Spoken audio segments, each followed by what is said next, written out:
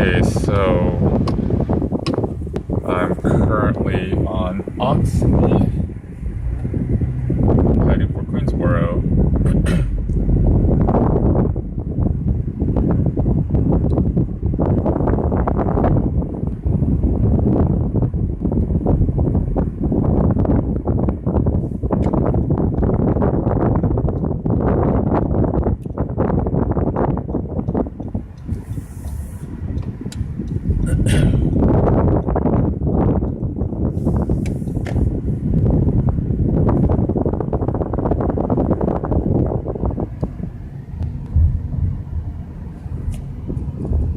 I'm just gonna circle the block real quick. As you can see, I'm driving through a quiet suburban neighborhood full of nice big houses. You know, a good 4,000 square feet. I mean, look at this house straight ahead here where the road turns.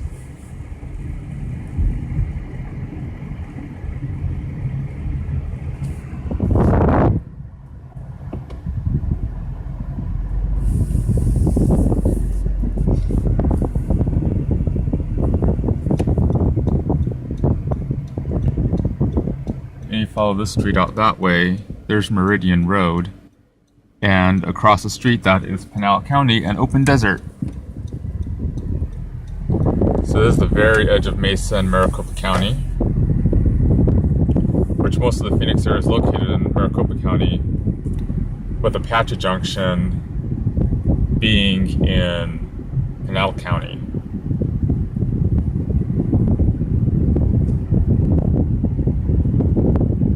Just a quiet Saturday afternoon here. It is blazing hot. It's 112 degrees according to my car right now, and it's only 312.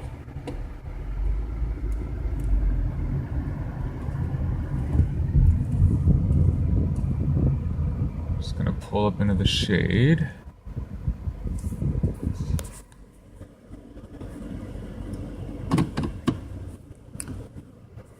So back 2 months ago in April, parked along the side of the road here at this park. And right there is Travis's house. Today is what, June? Is it today the 4th? I'm on medical leave right now, so it's a little tough to keep track of the day sometimes. I can only remember right now that it's Saturday. Yeah, there's Travis Alexander's house right there. But today, on this particular Saturday, I don't know, look down below at the upload date. Whichever day is Saturday in correspondence with the upload date, that's what today is. But today marks 8 years since Travis's murder. And it, of course, all happened right there.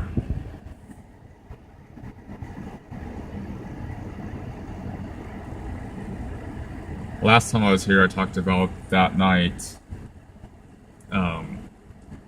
The discovery of Travis's body, and this house being a crime scene, the police tape coming all the way out to the sidewalk. Squad cars parked right around the house. A lot of friends, who most of which went to church with us, standing here on the corner looking on, really unable to do anything to help. They were willing.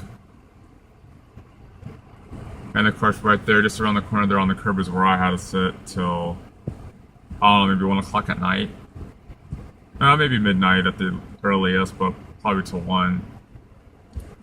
Sitting there as the police go through the initial crime scene investigation and get our statements, and after that, they took us to the main police station in downtown Mesa for questioning by Detective Flores and another detective that sat with him, as he asked some questions about what was at the crime scene.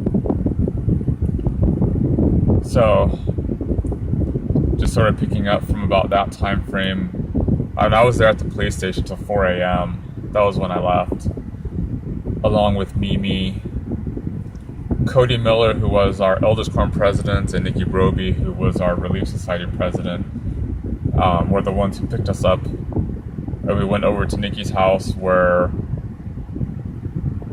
I think some of her roommates were up, over what happened. And we left Mimi there because she would be going home from there, and Cody took me back to his house. Adding to the stress was the fact that I had to borrow a cell phone and call the girl that I was dating at the time and to let her know, because it was probably better she heard it from me, and at least hearing my voice in a voicemail at least would tell her, I'm fine. I'm not the one who's dead or anything like that. But, gosh, it must have been somewhere between 5 and 6 a.m. when I finally got my first shut-eye. Just because I couldn't sleep that night. I don't know, maybe I did doze off at the police station sitting up. Because I have this tendency to do this and just sort of use that to prop myself up, the back of my hands. Because I'm jointed enough that I can reach down there with my ring finger. I can also do that too, just being double jointed that way. I don't know, maybe I did doze off at the police station. Other than that, I didn't get any other sleep until like 5 or 6 a.m. Cody took me back to his place, which he lived in Kentucky at the time. And so just the way things went for the next week, I'd say we were all on pins and needles. Because this thing had happened and we had no clue. And we had an idea of what could have happened, but we didn't have anything to confirm it yet. When I finally woke up, it must have been 9 o'clock in the morning at least. I was supposed to already be at work. So the first thing I needed to do was call work, and I was just completely blanking on my manager's phone number because it was in my phone, my flip phone, and I needed to reach work and let her know what was going on. And of course, I don't know what it is, but for some reason I can't seem to reach anybody. I have to leave voicemails because I had to leave my manager a voicemail. Let her know what was going on. Roommate was murdered. I was at the police station till 4 a.m. Rode in the back of a cop car. No cuffs since we weren't suspects. Finally got some sleep at whatever time and just barely woke up. And the way I was able to reach my manager was by going online to the bank's website, calling my old branch, and speaking with somebody there who worked there who knew me, so I could get my manager's phone number and just have them look her up in the internal directory. But yeah, I was just a couch potato that whole week, basically. Slather on some butter and sour cream and pass the salt. Just watching TV to keep distracted, I guess. Cody, I think he only went to work one day out of that week. Kent, I believe, still went to work. And then my girlfriend at the time, I don't remember if she went to work at all that week. She might have taken most, or if not all, of that week off, I think.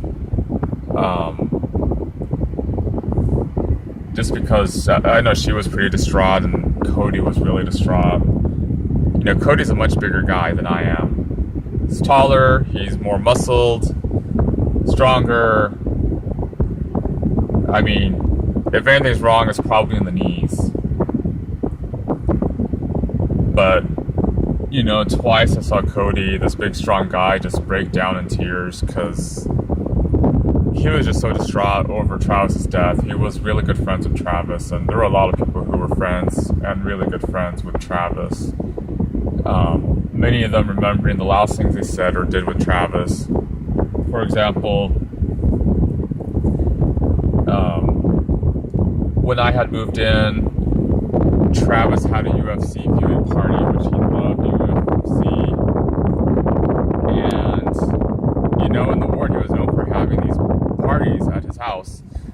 Because on the second floor of this house is a loft, and the loft is big and open. He's got a movie screen up there with a projector mounted on the ceiling. 3, maybe 4 big love sacks, lots of just open floor space. It's perfect for having movie nights and viewing parties like that. And for some people, that was the last thing they did with Travis. In the case of my friend Aaron from Colorado,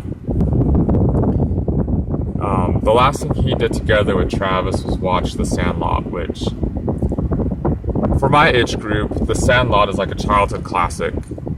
It might still be on Netflix, so you might want to go check and see if it's on Netflix still as of June 2016. But, that was definitely a favorite that Travis and Aaron liked to watch. They could quote lines from that movie, and if you haven't watched it, it's a pretty good movie. We were all that age, the age of that character when the movie came out. So there was more for us to relate to. As this boy who has moved to a new town with his mother and new stepfather,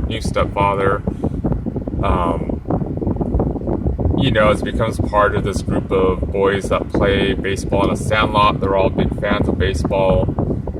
I think it's like the 60s.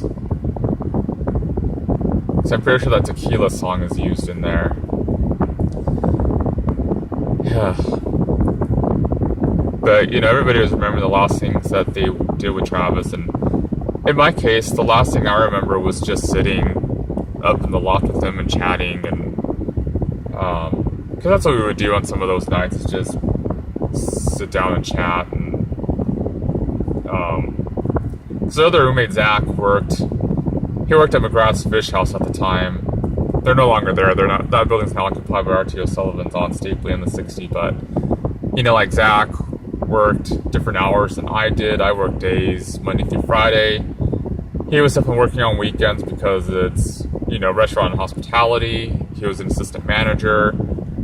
So, when he got home at night, it was usually late if he had to work. And he was also dating at the time, and he and Amanda have since gotten married. But for me and Travis, we just kind of sit and chat and stuff, and kind of learn some things about him. Like, he loves Vincent Price. He told me his favorite attraction in Disneyland was the Enchanted Tiki Room. Of course, at the time, he had recently bought a Toyota Prius because Travis was trying to be more green, and with the Prius being a hybrid, he was in that camp that felt like they were doing the environment a favor every time they turned on their car. One of the photos I remember seeing of Travis that probably was on TV was him driving in the Prius with his little pug Napoleon sitting on his lap. As Napoleon is his co-pilot in there. Which he loved that little dog so much. And Napoleon was a sweet and lovable dog too. I guess I like animals or whatever, but I'm just not really having a pet kind of a person, because we weren't raised with a dog or a cat or anything like that in the house. At the most, we had fleshable pets, fish. So, if I come over to somebody's house and their dog's yapping and jumping up or whatever, it's like, okay, you're cute, I get it, you're a dog. You can go over there now. Oh. The current owner just opened the garage, which in the 2-car garage were where Zach and Travis parked their cars. I just parked in the driveway because the 3rd-car garage was more like a storage room. So there was stuff in there, including Travis's bike, because he loved to go riding on his road bike. But it looks like the people that live there now have really packed it full of other stuff. Because here in Arizona, we don't use our garages to store cars. But anyway, going back to what I was talking about, just that first week was a bit tense for us. The body was discovered Monday night, so Tuesday night, a special meeting was called that was held at our church building in the Relief Society room. Travis's sister, I don't remember if it was Tanisha or Samantha, but one of them worked in the Riverside County Sheriff's Department, and as soon as the murder had happened and word spread to Travis's family in California, they came right away. I don't know how they could pack a suitcase full of clothes not knowing when they'll be back home and to just drive for 6 straight hours, but they did that. And this sister who works with the Sheriff's Department was able to relay information to our bishop because her department was able to ascertain information from Mesa PD. And so the bishop was telling us, as we knew what had happened. And, when Detective Flores questioned me, I couldn't say where he was going exactly with this yet, but he had this theory of a rendezvous happening because he kept asking about lady friends. Do I remember seeing, what women I remember seeing coming around the house? Because obviously he's referring to the incriminating photos of Jody on the camera that they recovered from the washing machine. And Detective Flores was asking me, when did I last do laundry? And I was able to tell him when I last did laundry, and I didn't have to do laundry yet at the time between the murder and the discovery of the body. So that's why the camera just went undetected being in the washing machine because as you know, for some reason she thought that the water would damage the camera and the memory card and you wouldn't be able to recover photos. It'd be ruined, but they found photos, so why she didn't think to just take it with her, who knows? But I'm not a murderer, so I'm not going to it's not like I run through these things in my head. How could I have gotten away with doing anything like that? But there were other theories that the police department had been working on, such as a business deal gone wrong and a hitman. And because at the time, as far as we knew, Travis had been murdered, and his murder may go unsolved, and we may never hear of anybody being arrested and charged for the murder.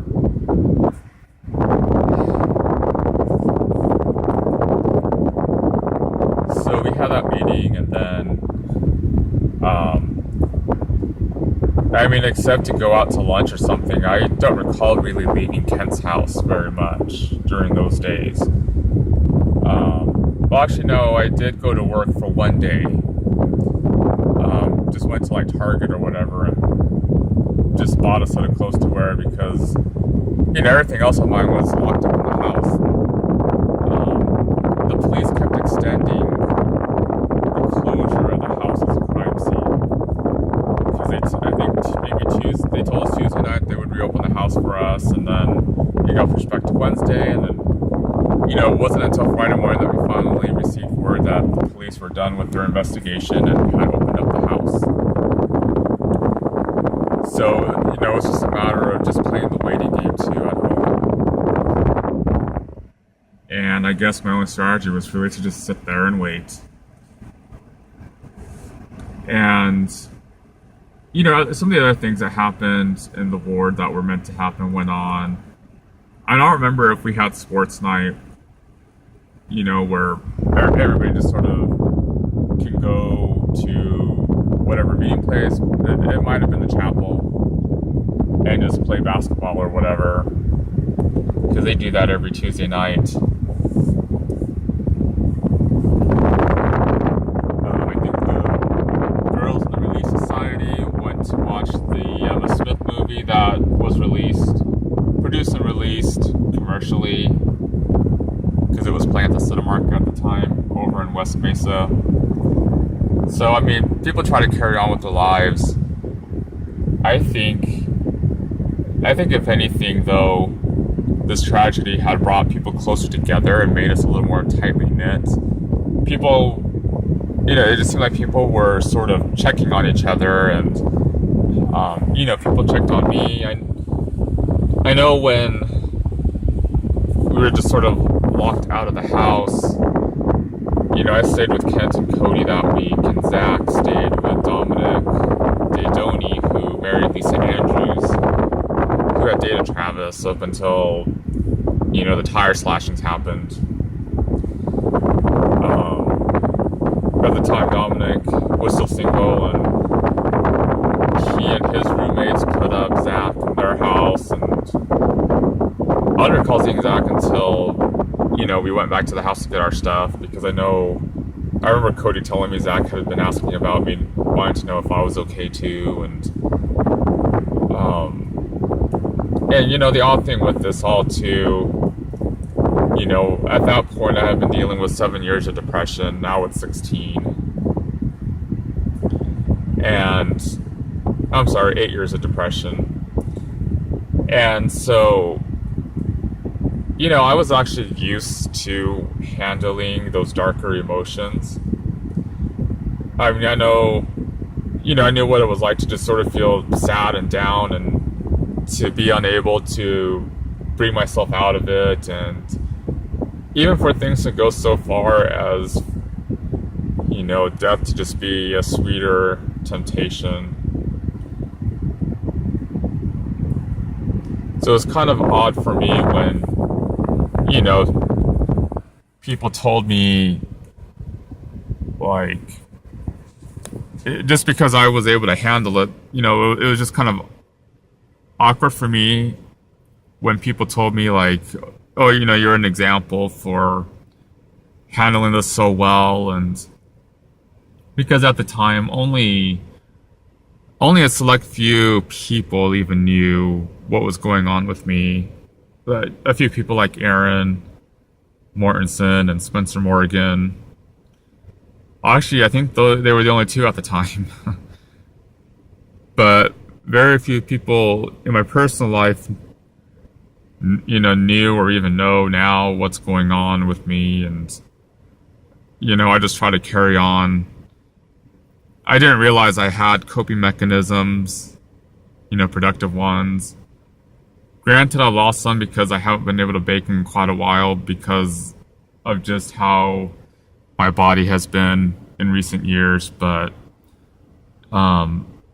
through telephonic coaching sessions with United Healthcare, through their health and wellness program, and the therapists that I see, they've helped me find the coping mechanisms and recognize what coping mechanisms I already had to deal with it. And granted, some recent bad news from Liberty Mutual have kind of screwed that up and were causing me to unravel over the last couple of days, because I did irritate another condition I have. But back then it was just kind of awkward, I think, to be told, you're an example for handling this so well in front of us, and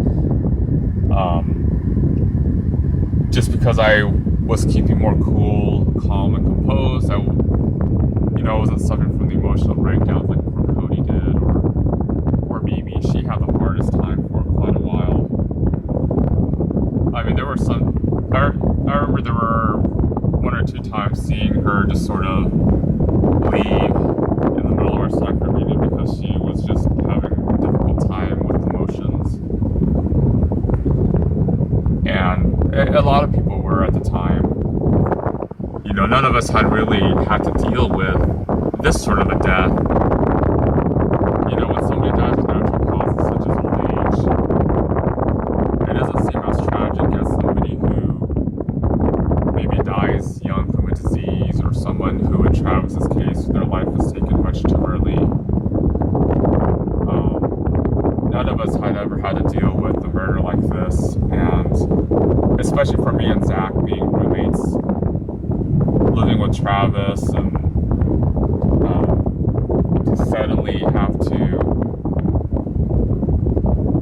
deal with this terrible act committed by somebody so evil to do it, and for our lives to be turned upside down, and to have to deal with the ensuing stress, because we probably do have PTSD as a result, and this didn't help my situation with depression.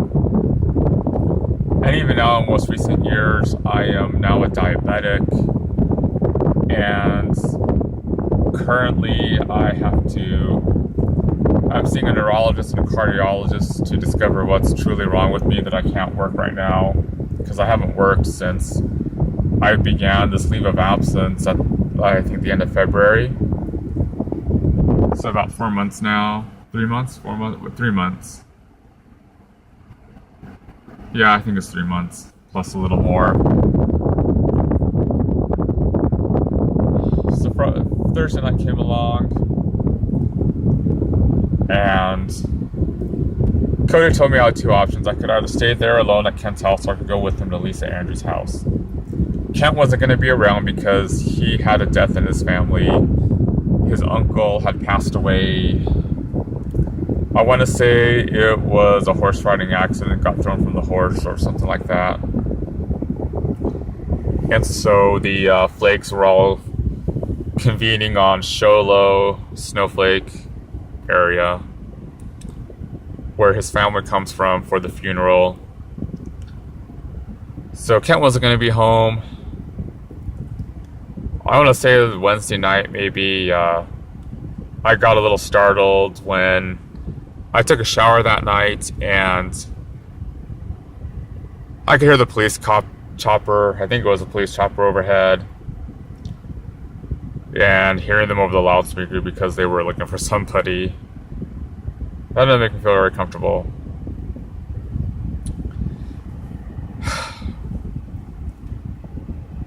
But that Thursday night, I went with Cody because I didn't want to stay in their house alone.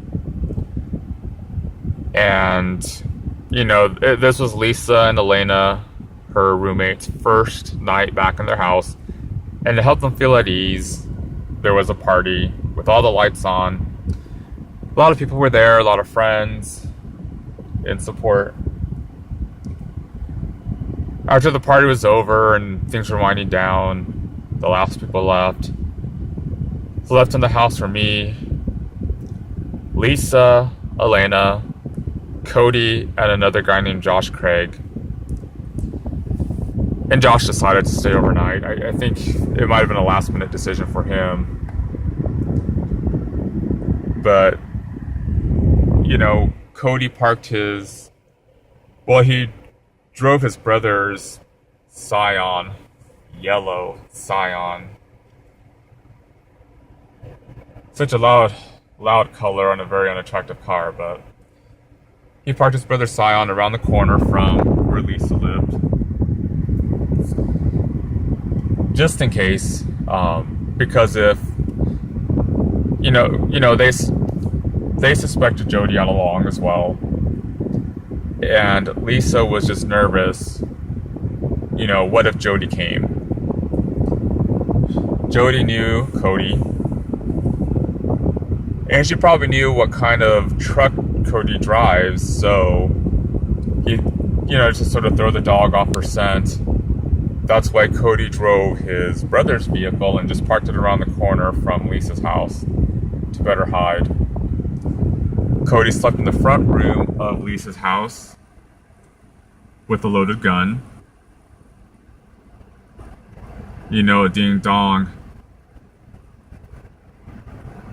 And, what will greet her at the door is going to be a loaded gun if she tries to come in. So Cody slept with a loaded gun. I slept on the floor as well as Josh, towards the rear of the house where you've got the family room, and Lisa and Elena slept in the master bedroom. I don't know which of them slept in the master bedroom, but that's where they slept. And so in the morning, they told me, Cody woke me up and told me they just spoke with the police and they opened up the house. So we were going to go get our stuff. And so Zach and I both got here to get our stuff. You know, our cars were parked at the house, so we didn't have access to those previously. And, you know, all of our clothes were here and everything. And so we entered the house. And if you've come across the interview with the current owner of the house, she described what the house is like, and just to avoid my camera cutting out on me before I can finish talking, I'm going to stop here and start recording again. So this is going to be in 2 parts.